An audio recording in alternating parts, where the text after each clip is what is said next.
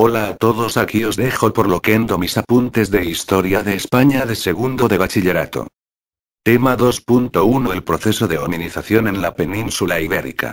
Nuevos hallazgos, probablemente la llegada de los primeros homínidos a la península ibérica se produjo en el 800.000 a.C. En las últimas décadas los hallazgos paleontológicos han aportado nuevas pistas sobre el proceso de hominización en la península.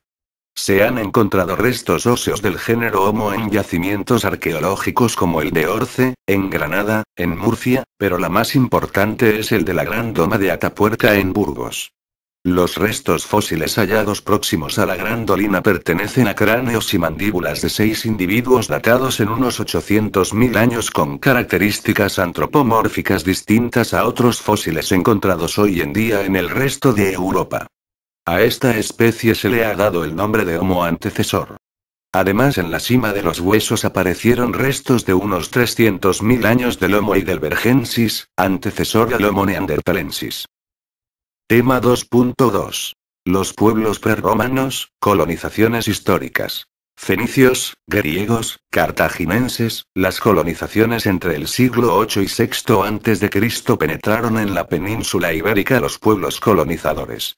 Fenicios, griegos y cartaginenses. Estos pueblos crearon colonias para explotar la riqueza mineral y a cambio aportaron nuevas formas de vida y cultura. Los fenicios precedentes del actual Líbano colonizaron el sur del Mediterráneo y crearon sus primeras colonias, Cádiz y Málaga. Los griegos procedentes de Marsella ocuparon la zona norte de la península.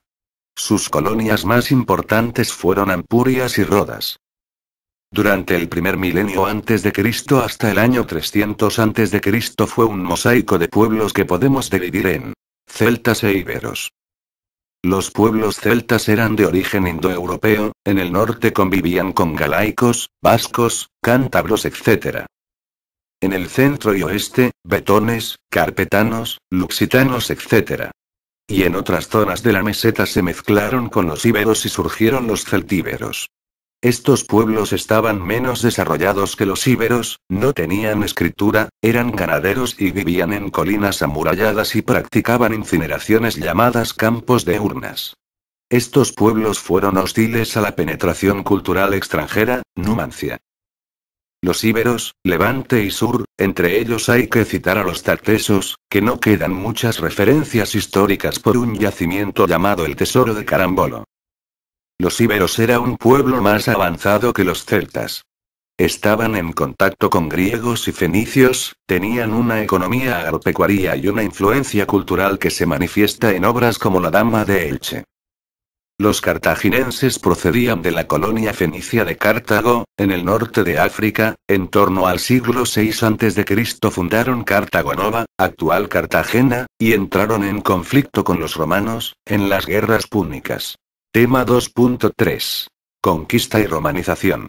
La pervivencia del legado cultural en la cultura hispánica, se entiende por romanización el proceso histórico que arranca con la conquista de la península por parte de Roma en el siglo III a.C., durante la cual la población indígena asimiló la cultura romana. Este proceso se intensificó en el siglo I después de Cristo con la decadencia de la conquista. La romanización fue mayor en el sur y el este llamadas por los romanos tarraconensis y la más romanizada fue la bética, actual Andalucía.